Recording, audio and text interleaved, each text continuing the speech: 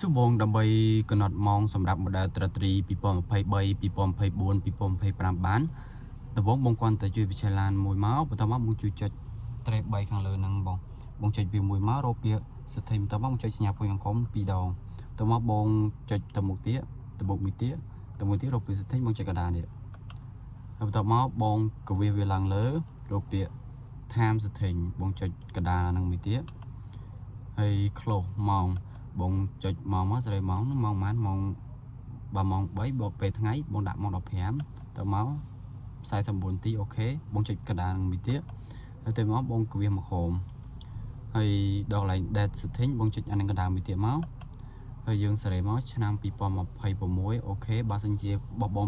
2025បងគវាមកក្រោមមកចូល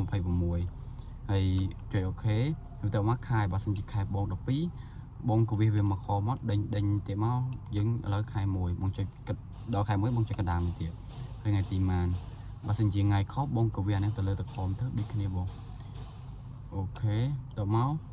ដល់កន្លែងហ្នឹងពេលយើងដុតហើយពេលយើងចង់ទៅកន្លែង background មួយទៀតអត់បានទេបងអញ្ចឹងវាទាមទារយើងប្លុតឡានតមកបង